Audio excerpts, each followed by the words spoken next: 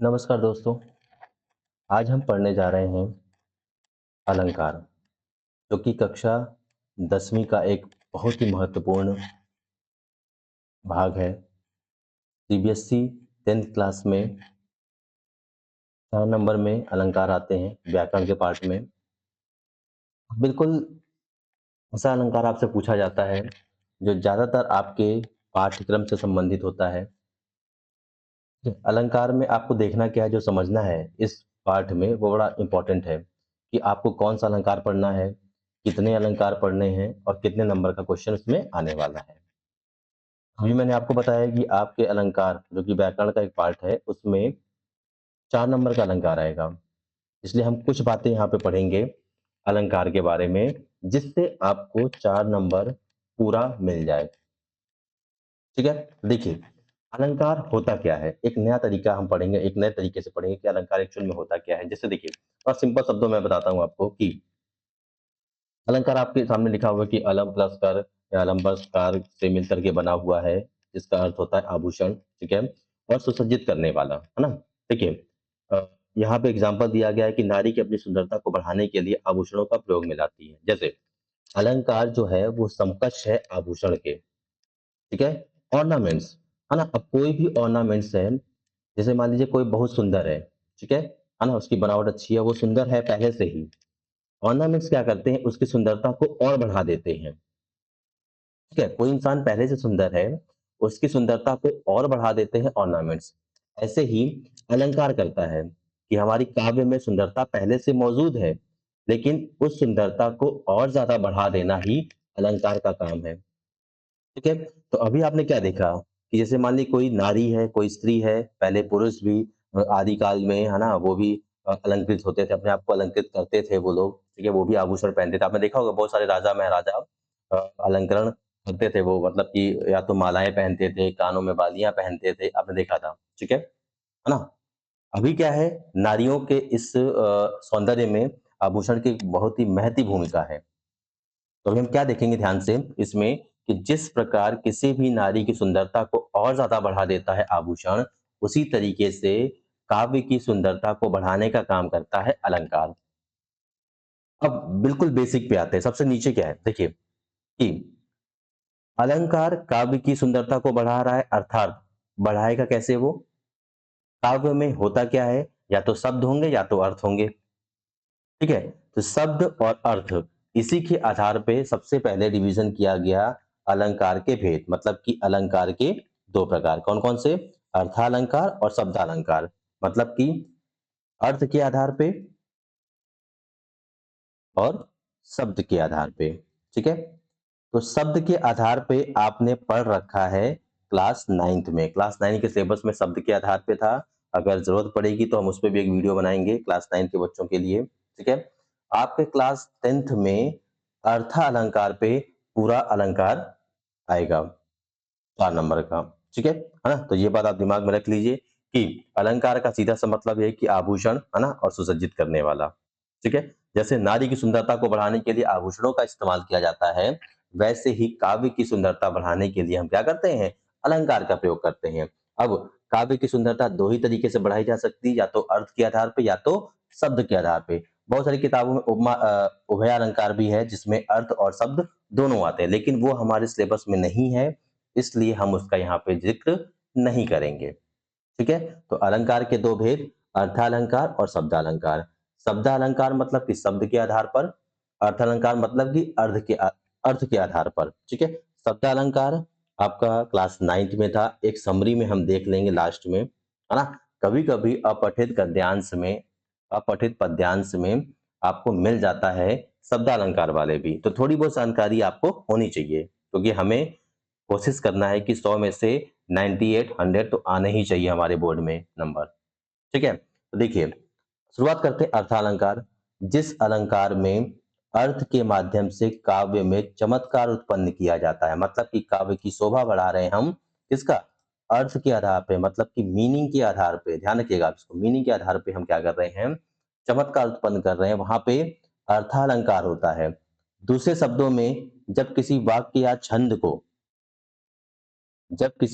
छंद को अर्थों के आधार पर सजाया जाता है, ऐसे अलंकार को अर्थालंकार कहते हैं। ठीक है, कभी कभी पूछ लेता है कि अर्थालंकार क्या होता है, तो आपको पता होना चाहिए कि काव्य की शोभा बढ़ाई जाएगी, काव्य में चमत्कार उत्पन्न किया जाएगा, किसके माध्यम से? अर्थ के माध्यम से, मतलब कि मीनिंग के माध्यम से। इस बात को ध्यान रखिएगा। ठीक है, आगे देखिए। अब अर्थालंकार के भेद होंगे। ऐसे तो अर्थालंकार के बहुत सारे भेद हैं, 100 125 के करीब भेद हैं। ठीक है, तो शब्दालंकार के बहुत सारे भेद हैं, लेकिन आपको जो क्लास टेंथ के सीबीएसई बोर्ड में जो पढ़ना है वो केवल 5 हैं, और वो पांचों का जिक्र यहाँ पे किया गया। देखिए, उपमा अलंकार, रूपक अलंकार, प्रेक्षा अलंकार, अतिशोक्ति अलंकार और मानवीकरण अलंकार। ये 5 आपको पढ़ने हैं क्लास 10th के सीबीएसई बोर्ड के एग्जाम में, और इनमें से 4 नंबर के क्वेश्चन आने वाले हैं। तो आप इसको बहुत अच्छे से समझना है और उसके बाद हमको इस पे काम करना है। तो आइए देखते हैं। सबसे पहला है उपमा अलंकार। ठीक है, उपमा का आप दिमाग में रखिए तुलना करना। ठीक है, तुलना करना अर्थात कंपैरिजन करना। ठीक है, तो इस बात को ध्यान रखिएगा ना, तुलना करना। अब तुलना कंफर्म है कि दो या दो से अधिक चीजों के बीच में होती है, तो आप यहाँ ध्यान रखिए केवल 2 चीजों के बीच में। ठीक है, तो हम देख क्या रहे हैं, जब किन्हीं 2 वस्तुओं के गुण, आकृति, स्वभाव आदि में समानता दिखाई जाए या 2 भिन्न वस्तुओं की तुलना की जाए, तब वहां पे उपमा अलंकार होता है। उपमा अलंकार में एक वस्तु या प्राणी की तुलना दूसरी प्रसिद्ध वस्तु के साथ की जाती है। ध्यान रखिएगा, जब भी कंपैरिजन होता है तो एक नॉर्मल चीज है और एक बहुत ही बेहतरीन चीज या बहुत ही प्रसिद्ध वस्तु के साथ तुलना किया जाता है। देखिए, अब यहाँ पे तो हरिपद कोमल कमल दिखाया गया है। मैं आपको एक सिंपल और एग्जांपल देता हूँ, जैसे चांद, है ना, या आप इसको लिख सकते हैं मुख चांद सा है। ठीक है, अब देखिए यहाँ पे, है ना, इसको हटा दिए, मुख चांद सा है। ठीक, अब यहाँ पे मुख का कंपैरिजन चांद से किया जा रहा है, तुलना की जा रही है। ठीक है, तो ध्यान रखिए कि 2 चीजें हैं, 2 चीजों की तुलना आपस में की जाएगी, है ना, जिसमें से एक चीज जो होगी वो बहुत ही प्रसिद्ध होगी और जिसकी तुलना की जा रही है वो थोड़ा सा नॉर्मल चीज होगी, है ना। ठीक है, तो देखिए, अलंकार के अर्थ अलंकार के भेद में जब हमने ये देख लिया ना, ये तो हमने पहले देख लिया है। ठीक है, तो ये नहीं होगा इसका पार्ट। अब देखिए क्या है, ऊपर दिए उदाहरण में हरि के पैरों की तुलना कमल के फूल से की गई है। अब ध्यान से देखिए इसमें कि जो प्रभु के चरण हैं, प्रभु के पैर हैं, उसकी तुलना कमल के फूल से की गई है। यहाँ पे हरि के चरणों को कमल के फूल के समान कोमल बताया गया है। ठीक है, अब यहाँ से एक बात निकल करके आती है कि उपमान क्या होता है, उपमेय क्या होता है। ठीक है, साधारण धर्म क्या होता है, वाचक क्या होता है। ठीक है, ये आपको पता होना चाहिए वाचक शब्द क्या होता है, क्योंकि देखो, रूपक और उपमा के बीच में अंतर तभी आप कर पाएंगे जब इन चीजों को आप जान पाएंगे, क्योंकि उपमेय उपमान रूपक में भी है, उपमेय उपमान उत्प्रेक्षा में भी है, लेकिन आपको ध्यान रखना है कौन सा, वाचक शब्द और साधारण धर्म के बारे में। ठीक है, तो देखो यहाँ पे लिखा हुआ है, जो अभी मैंने आपको एक एग्जांपल दिया, मुख चांद सा है। अब आप इसमें देखो ध्यान से, है ना, इसी को मॉडिफाई कर लेना है, मुख चंद्रमा सा है ना। तो एक मुख है, एक चंद्रमा है, एक शब्द सा है, एक है सुंदर। ठीक है, इन्हीं चारों को समझना है। मतलब कहने का ये है कि कहीं उपमेय है, कहीं उपमान है, कहीं साधारण धर्म है और कहीं वाचक शब्द है। तो इन 4 चीजों को ध्यान रखना है कहाँ पे, उपमा अलंकार में। ठीक है, तो देखिए उपमेय क्या होता है, उपमेय सीधा याद रखिए कि जिसकी तुलना की जाए। उपमेय का मतलब होता है जिसकी तुलना की जाए। उपमान का मतलब होता है जिससे उसकी तुलना की जाए। ठीक है, और साधारण धर्म का मतलब यह है कि जिस चीज के कारण उसकी तुलना की जाए।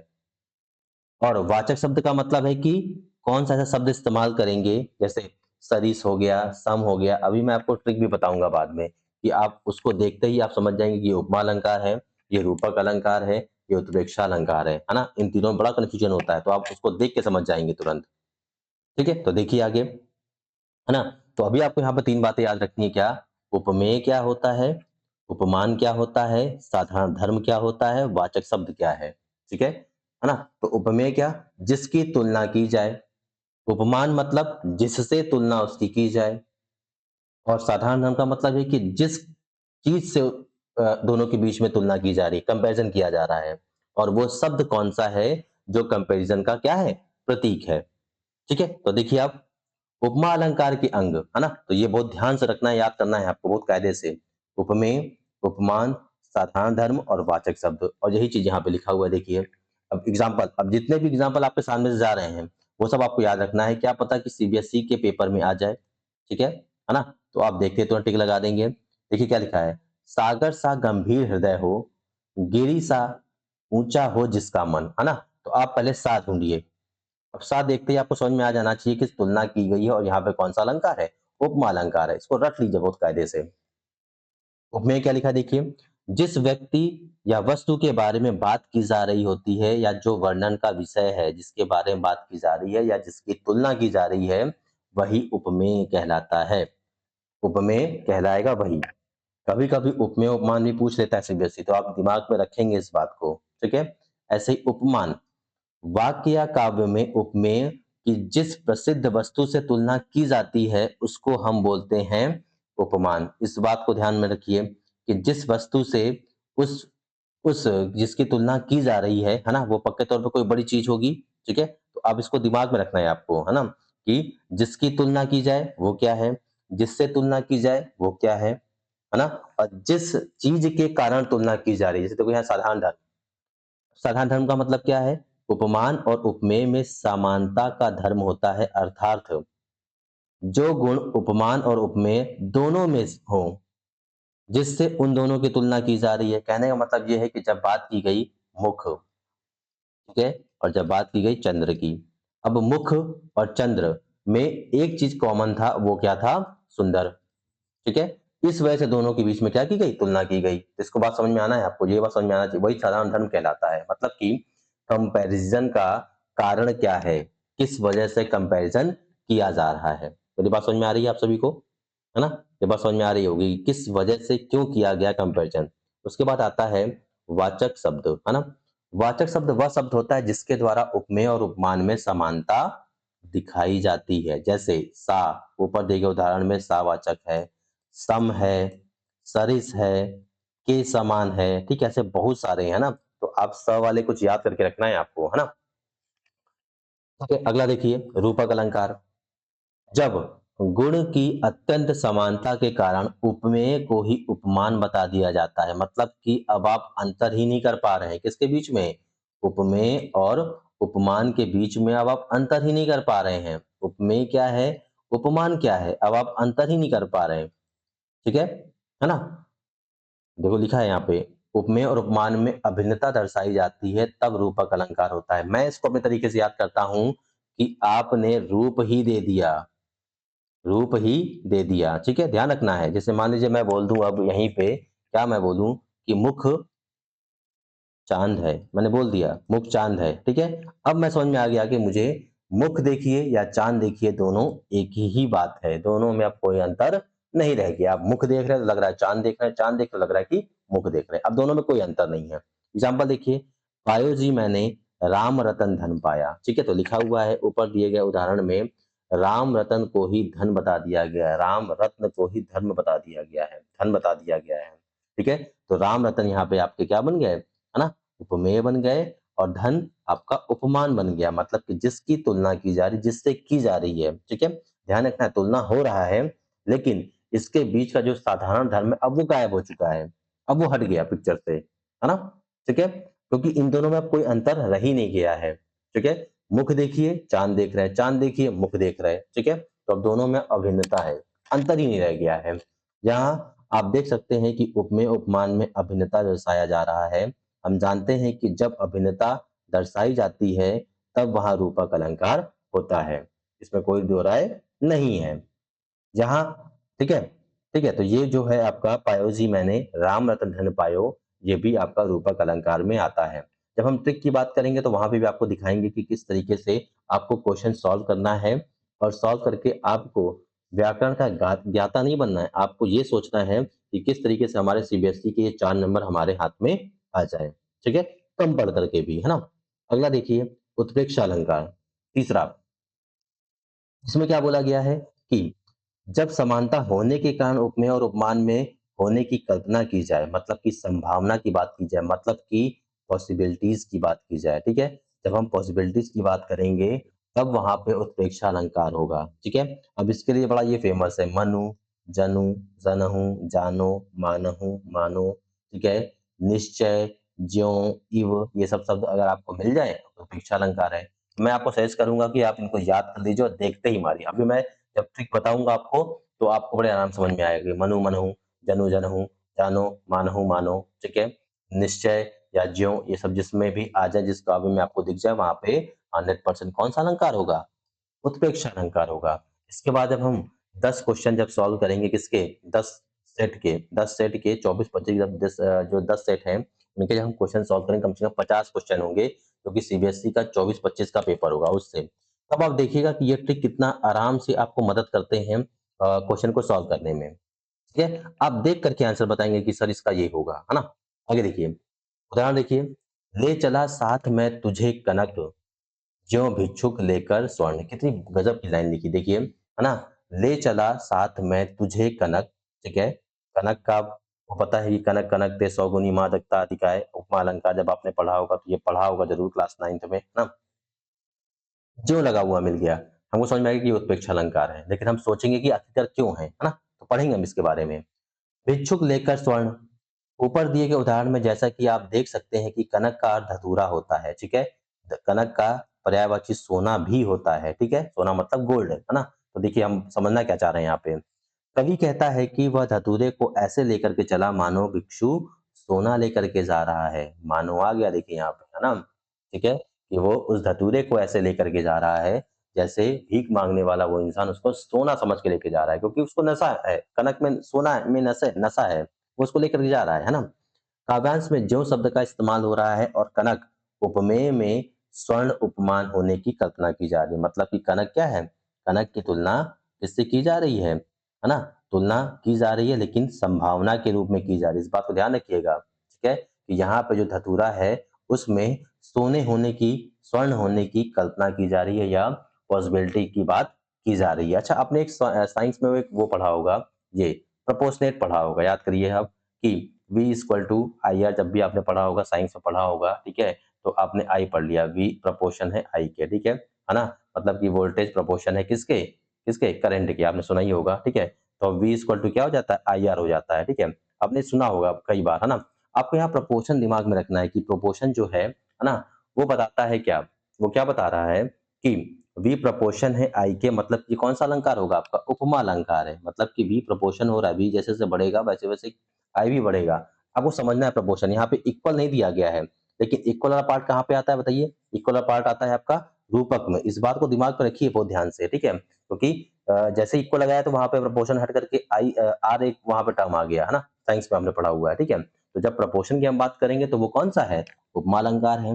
जब हम इक्वल की बात करेंगे तो वहां पे रूपक अलंकार। और जब हम पॉसिबिलिटीज की बात करते हैं, ठीक है, जब हम ऐसा बोलते नहीं, ऐसा इधर, ऐसा वाला या ऐसा वाला, ठीक है, या इक्वल हो सकता है या छोटा हो सकता है या बड़ा हो सकता है, तो वो वहां पे क्या होगा? वहां पे आपका उत्प्रेक्षा अलंकार होगा, है ना? इस बात को भी समझ करके रखिए। ठीक है, अब देखिए, नेत्र मानो कमल है। ठीक है, ऊपर दिए गए उदाहरण में नेत्र उपमेय की कमल उपमान से कल्पना की जा रही है। ध्यान रखना, है ना? तुलना तो हो रहा है, लेकिन किस फॉर्म में हो रहा है? पॉसिबिलिटीज के फॉर्म में हो रहा है। इस बात को याद रखनी है। ठीक है, जब बिल्कुल कंफर्म हो जाएगा, जैसे 70-80% हो गया, तो आप इमेजिन कर सकते हैं कि वो उपमा अलंकार है, तुलना की जा रही है। ठीक है, के समान बताया जा रहा है। जब 100% हो गया तो वो रूपक अलंकार हो गया। और जब 50-50% का मामला है, भाई पॉसिबिलिटीज हो सकती है ना, तो वहां पे आपका उत्प्रेक्षा अलंकार है ना? दिमाग में रखना है इस बात को। ठीक है, अब आते हैं, देखिए, अतिशयोक्ति। अतिशयोक्ति का मतलब ही ये होता है कि किसी चीज को आपने इतना ज्यादा बढ़ा दिया, इतना ज्यादा बढ़ा दिया कि वो लगभग झूठ लगने लगा कि ये अब फॉल्स हो गया, भाई ये मामला गड़बड़ हो गया। ठीक है ना? ये फॉल्स जैसा हो गया, झूठ जैसा हो गया। ठीक है ना? तो कभी कभी क्या करते हैं, कुछ बड़ी चीजों को इतना ज्यादा बढ़ा चढ़ा करके काव्य में प्रस्तुत करते हैं कि वो लगभग झूठ सा लगने लगता है। तो वहां पे कौन सा अलंकार इस्तेमाल होगा? अतिशयोक्ति अलंकार। ठीक है, आपने क्लास 8 में पढ़ा होगा एनसीईआरटी में, है ना, कि वो जब भगवान श्री कृष्ण के पास पहुंचते हैं सुदामा, ठीक है, तो सुदामा की दीन दशा देख करके, है ना, भगवान श्री कृष्ण इतना रोते हैं कि जो पानी परात उन्होंने अपने उनका पैर अतिथि सत्कार के लिए धुलने के लिए पैर मंगाया था, वो भी उससे ना धुल करके क्या करते हैं, अपने आँसुओं से उनके पैर धुल देते हैं, ठीक है? तो आपको पता है कि इतने आँसू तो कभी गिर ही नहीं सकते हैं किसी भी इंसान के या किसी भगवान के, है ना? ठीक है? कि उसमें इतने आँसू आ जाएँ कि उससे पूरा पैर धुला जा सके। तो मतलब काव्य लिखने का ये एक तरीका है कि भगवान श्री कृष्ण इतना ज़्यादा दुखी होते हैं, इतना ज़्यादा दुखी होते हैं कि उन्होंने जो पानी परात पैर धुलने के लिए मँगाया था, उससे न धुल करके अपने आँसुओं से सुदामा के चरणों को धुल दिया, ठीक है? तो आपको समझना है, ये बड़ा बेहतरीन एग्ज़ाम्पल है। अच्छा, एक चीज़ और ध्यान रखना है आपको क्या, कि ये जो सारे सारे जो अलंकार हैं, 5 अलंकार हैं, इन सब के एक-एक एग्ज़ाम्पल आपको रट के रखने हैं।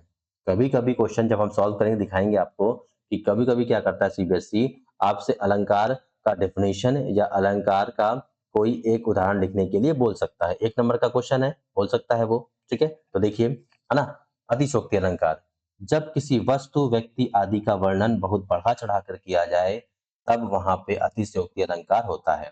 अतिशयोक्ति अलंकार में नामुमकिन तथ्य बोले जाते हैं, जो पॉसिबल ही नहीं है। मतलब कि खत्म है मामला, पॉसिबल ही नहीं हो पाएगा, लगभग झूठ जैसा हो जाएगा। जैसे क्या लिखा है देखिए, आगे नदी पड़ी अपार, घोड़ा कैसे उतरे पार, राणा ने सोचा इस पार, तब तक चेतक था उस पार, है ना?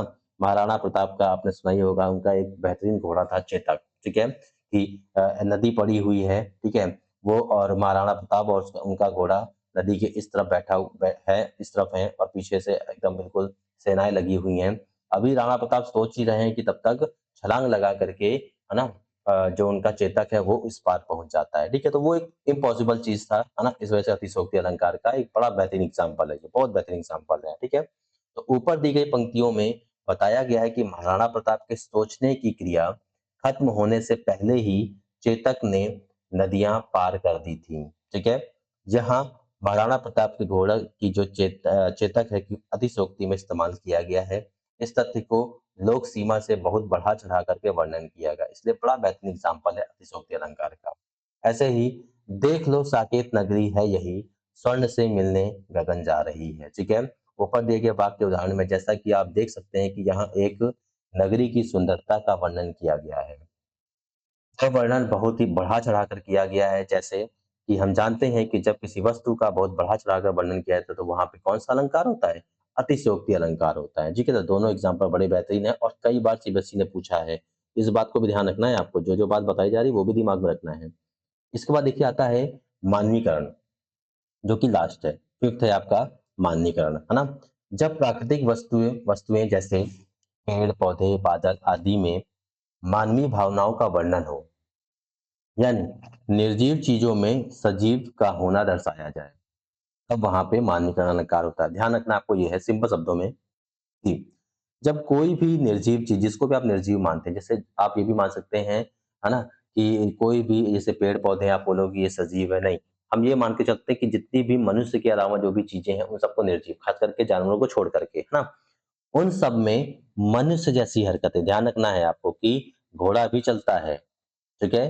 कोई जानवर भी चलता है, लेकिन आपको कंपैरिज़न करना है मनुष्य की तरीके से, ठीक है? इसलिए मानवीकरण अलंकार लिखा हो गया है, ठीक है? मनुष्य जैसी हरकतें, जैसे मनुष्य जैसे सोचता है, मनुष्य जैसे रोता है, गाता है, हँसता है, खेलता है, कूदता है, वैसे ही मनुष्य जैसी हरकतें जहाँ पे जब आपको मिलेगी, वहीं पे मानवीकरण अलंकार है। मतलब कि जब आप मानवीय भावनाओं का वर्णन करेंगे, निर्जीव चीज़ों में सजीव होना दर्शाया जाएगा, ठीक है? तब वहाँ पे मानवीकरण अलंकार आता है। जैसे देखिए, फूल हँस रही हैं और कलियाँ क्या कर रही हैं? मुस्कुरा रही हैं। अब आपको पता है कि फूल निर्जीव है, कलियाँ भी निर्जीव हैं, तो हँसता कौन है? मनुष्य हँसता है। मुस्कुराता कौन है? मनुष्य है। इसलिए यहाँ पे बिल्कुल क्लियर एग्ज़ाम्पल है किसका? मानवीकरण अलंकार का, ठीक है? पर्सोनिफिकेशन आपने सुना होगा साइंस उसमें इंग्लिश में पढ़ा भी होगा आपने, ठीक है? तो ध्यान रखना है इसको। अतः यह उदाहरण मानवीकरण अलंकार का सबसे बेहतरीन एग्ज़ाम्पल है, ठीक है? एक आपने क्लास 9 में पढ़ा हुआ है, मेघ आए बड़े बन ठन के सवर करके, ये सुना है आपने, ठीक है? कि मेघ क्या है?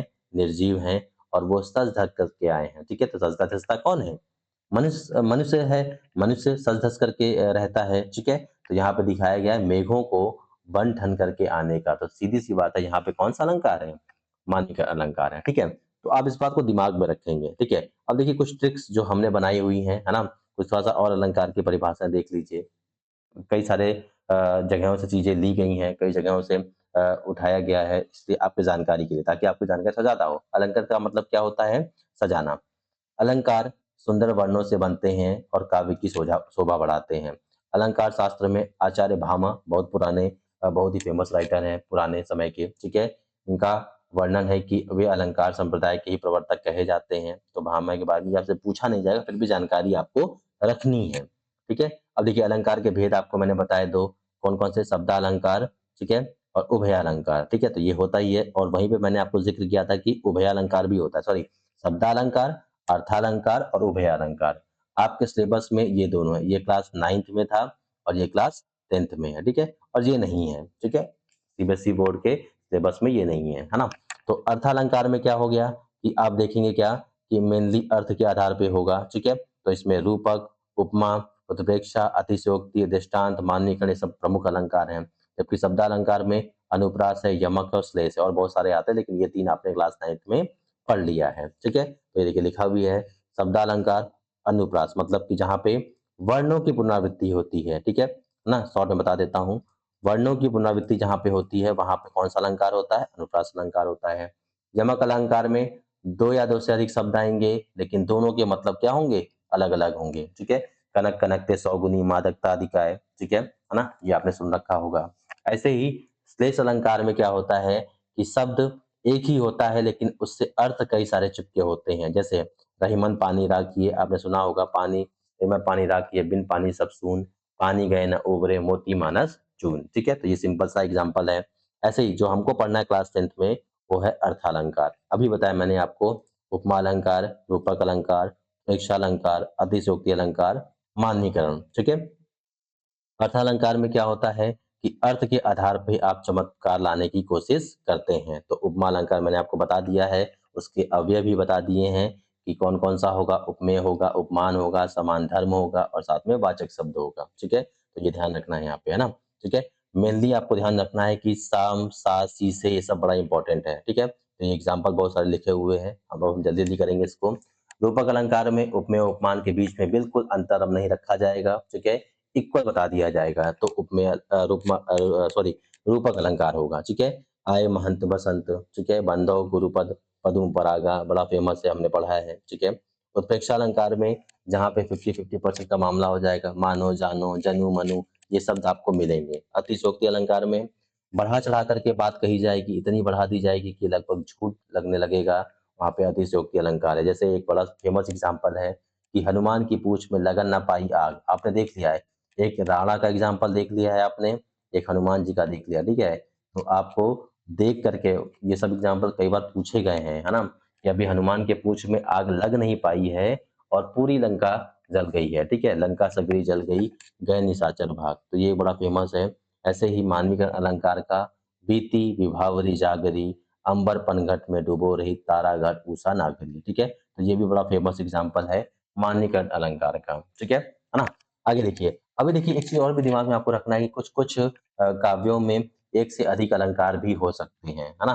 तो आजकल क्या कर रहा है सीबीएसई की, कुछ चीजों पे अंडरलाइन कर देता है, अंडरलाइन से भी आपको पहचान लेना है, ठीक है ना, कि उसमें कौन सा पर्टिकुलर मेनली कौन सा अलंकार होगा, ठीक। आगे देखिए, है ना, यह उषा का मानवीकृत किया गया था ऊपर वाले में, तुम भूल गए क्या मात्र प्रकृति को, तुम जिसके आंगन में खेले कूदे, जिसके आंचल में सोए जागे। यहाँ पे प्रकृति को माता के रूप में मानवीकृत किया गया है, ठीक है ना, प्रकृति को माँ के रूप में दर्शाने का प्रयास किया गया है। तो ये यहाँ पे है।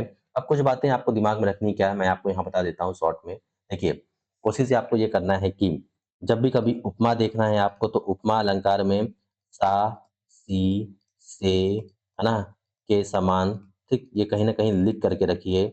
सम, सरिस, ठीक है, ये सब आपको मिलेगा, या सदृश्य मिलेगा, है ना, ये सब आपको मिल जाएगा, ठीक। इनमें से कोई भी अगर आपको मिलता है देख लेना है वहां पे, और ये भी देखना है कि उपमेय और उपमान होना चाहिए, ध्यान रखना, है ना, उपमेय और उपमान होना चाहिए। तो उस जगह पे आपका क्या हो जाएगा, उपमा अलंकार होगा। अगर आप वाचक शब्द ढूंढ लें तो और बेहतरीन, और ये वाचक शब्द ही तो है, ये वाचक शब्द है ये सारे, ठीक है। वाचक शब्द आपने ढूंढ लिया, ठीक हो गया, क्या उपमा अलंकार हो गया।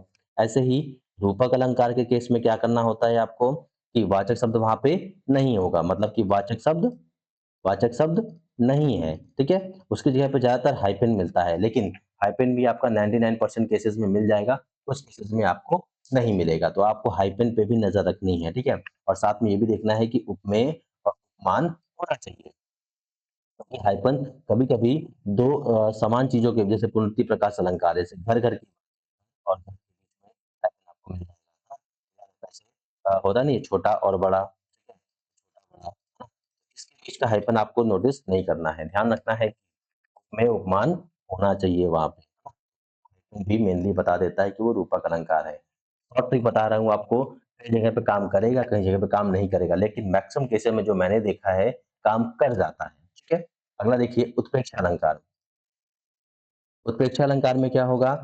आपको मानो, ठीक है? जानो, है ना? ये सब वाली जनु, मनु ये सब हमने देखा हुआ है, ठीक है? ज्यों ये सब अगर मिलेगा आपको तो आपको तुरंत टिक लगा देना है फटाक से किस पे? उत्प्रेक्षा अलंकार पे, है ना? तो अब देखिए अगर मान लीजिए कोई सवाल आपके सामने आता है, अब उस सवाल को आप किस तरीके से हल करेंगे? आप सबसे पहले क्या ढूँढेंगे? ये सारे ढूँढ डालिए सम, सम और ये सदृश्य वाले अगर मिलते हैं, तो मतलब कि वो उपमा अलंकार है, नहीं तो उपमा अलंकार नहीं होगा। इसको हम क्या बोलते हैं? एलिमिनेशन मेथड भी तो इस्तेमाल कर सकते हैं ना। आपके पास कुल मिला कर के 5 ही हैं, 5 ही अलंकारों में से आपको निकालने हैं। तो आप एलिमिनेट भी कर सकते हैं, चीज़ों को हटा भी सकते हैं, है ना? कि सा, सी, से, के समान, सम, सदिश, सदृश हमको नहीं मिला है तो मतलब कि उपमा अलंकार नहीं होगा। हमको हाइफ़न भी देखने को नहीं मिला और साथ में ये भी दिख रहा है कि 2 के बीच में बिल्कुल अंतर नहीं किया गया है, मतलब कि दोनों को समान बता दिया गया है। ये भी हमको नहीं मिल रहा है और हमें ये भी मान लो नहीं मिल रहा है, मनो, जानो, जनु, मनु, ज्यों, है ना? जनहूँ, ये सब हमको नहीं मिल रहा है, तो उत्प्रेक्षा अलंकार भी नहीं है। आपके पास 2 बचते हैं, माननीकरण और साथ में अतिशयोक्ति। अब आप पढ़ कर के समझो कि क्या बहुत बढ़ा-चढ़ा कर के बात कही जा रही है या कोई निर्जीव चीज़ को मनुष्य जैसी हरकतें दी जा रही है ना, तो वहाँ पे माननीकरण हो जाएगा, तो यहाँ पे अतिशयोक्ति हो जाएगा, ठीक है? इस तरीके से भी हम क्वेश्चन से सॉल्व कर सकते हैं, है ना? तो आपको ये दिमाग में रखना है कि इस तरीके से भी हम चीज़ों को ठीक कर सकते हैं। तो ये सारी बातें आपको समझा दिया मैंने, है ना? फिर से एक बार रिकैप कर देते हैं, अलंकार क्या होगा, ठीक है? अलंकार आपका मतलब कि काव्य की शोभा बढ़ाने के लिए जिन शब्दों का, जिन अर्थों का इस्तेमाल हम करते हैं, वो अलंकार कहलाता है, ठीक है? है ना? तो अलंकार जो क्लास 10th में आपको पढ़ने हैं कौन-कौन से? उपमा पढ़ेंगे आप, रूपक पढ़ेंगे आप, शिक्षा पढ़ेंगे और साथ में मानकीकरण व अतिशयोक्ति अलंकार पढ़ेंगे, ठीक है? तो इन पाँचों को हमने डिटेल में बता दिया है, ठीक है? और अगला इसके बाद जो मेरा अगला वीडियो आएगा वो आएगा 2024 और 2025 के जो सीबीएसई के पेपर हैं, पूछे गए क्वेश्चन जो अलंकार संबंधित है, उसकी डिटेल जानकारी में हम बात करेंगे। ठीक है? तो आज के लिए इतना ही।